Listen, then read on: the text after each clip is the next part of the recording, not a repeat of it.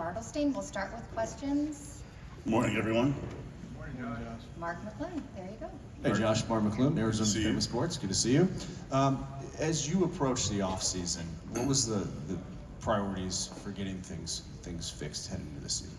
Yeah, well, James, Matt, and I spend a lot of time talking. I think it was really optimizing our team. We don't look at necessarily positions, but how do we bring out the best in our team? We have a great core, obviously, with Kevin Book, and Brad, and Nurk back, and Grayson, who wanted to re-sign Royce. But then it was how do we optimize those guys and play the right way? And it comes down to style. We want to play faster, more ball movement, get more threes up. And then how do you get players to fill those roles? So that's where Monte came in, and Mason. Obviously, we just talked a ton about Tyus and how he played that role. So it's kind of going in kind of a sequencing order of all year, where our scouts spend all year on the road talking about college players, NBA players, how to make the best version of the Phoenix Suns.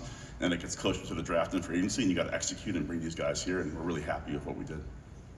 Hey Josh, Gerald Bourget, PHNX Sports, good to see you. I just wanted to ask you, because I know last year the Big Three didn't get to play as many games together as you guys would have liked, but you're bringing back kind of your top 6 guys and filling in some of those holes with the off-season additions. Just when you look at it in totality, how much does that continuity kind of situate you guys better for this season? It matters a ton. We were just talking about it. You look back over the last 18 months of building this team. Continuity matters. They know each other. They've played together. Know where they like the ball. I think we've added a lot of depth too. Going back to adding Grayson and Nurk about a year ago, and those guys being here now and not just coming in a weekend before training camp starts. So we feel like we had a core that stayed intact, that played together, that had success. And then adding those new guys around them, I think will make it better. And they've been working out, all summer long. We've had a great open gym. That goes a long way to hitting the ground running come tomorrow. Yes, Dwayne Rankin, Arizona Republic. How you doing, Josh? Dwayne. All right. A couple of things. One, I'm curious, figuring out ways to get guys with the restraints that you have. How much of that has been just a collective effort of just digging and saying, okay, there's a way here and there's a way there to build a roster when you have those restrictions? That's what we have to do, but it's all very intentional. It goes to getting Grayson in there last year, knowing we could re-sign Grayson and have his bird rights. It goes to the Royce O'Neal trade and targeting someone like that we know we could re-sign. It goes to relationships. When you have minimum contracts, they have a lot of options. These all had options, but between James, Matt, and myself, we spent a lot of time with their agents explaining our value or our vision and our value, what we care about. So everything is intentional. There's a lot of discussions on it. We don't always get everything we want, but trust me, there's a lot of thought that goes into it. And in the end, I think Matt used the care factor word. When you truly care about it and you talk about it, you can't just talk about it, you got to be about it, what we're building here. They see it, and that's why they all committed. Up next. Kellen, great. Sorry, Kellen. My fault, everyone. Josh Bartelstein, that's your name, not my name. Kellen Olson, Arizona Sports. I Good like to see that, you, man. You can be Josh today, too. The 3 seconds threw me off, man. I would love to be, I wouldn't mind. To go back to the style of play that you were mentioning and Coach Bud's fit inside of that, how much of this is a match in terms of what you guys are looking to do with his style of play and what he does in the past? 100%. I think in basketball, there's so many subjective opinions on how you want to play, but there's certain objective measures you have to hit to give yourself the best chance to win. I think we looked at our team last year, there were certain things that we didn't do that made the game harder for ourselves. Part of that, shooting more threes, how we want to run our offense, moving the ball. Bud's obviously had incredible success. He's a championship level coach. The details that Matt talks about, there's intentionality in every single thing we do on both ends of the ball. So the talent is great, and then you got to build margin for error in the style you play with. And I think what you're going to see this year is those two things being married together to have incredible talent on the court, but also play a style of basketball that gives us a chance to win the championship. Shane. Hey Josh, Shane Young with Forbes. I'm just curious, what are you guys looking forward to the most in the G League team's first year together? We're excited. I'll go back to my first meeting with Matt, and he just said, look, my job is to give you guys all the resources in the world.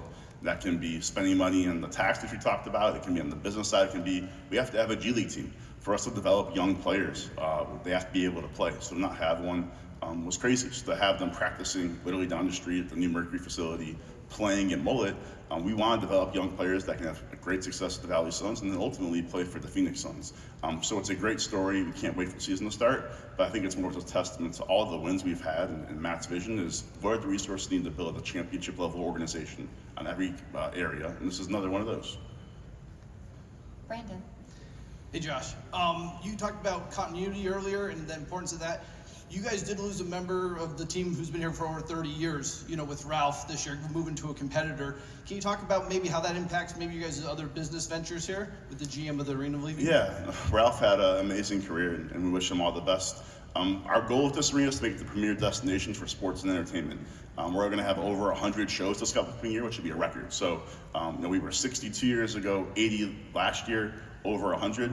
We have a great partnership with all of our Live Nation, with Oakview Group. So we're in a great spot, and I think you see all the concerts that come through. There's really something every single night. Our team reminds me of that and how much we're working. That's what we want to do, is bring amazing entertainment and content for our fans. And whether you want to watch the Mercury, the Suns, or a concert, there's always something special going on here. Richard. Josh, Richard Sines, Fox 10, good to see you.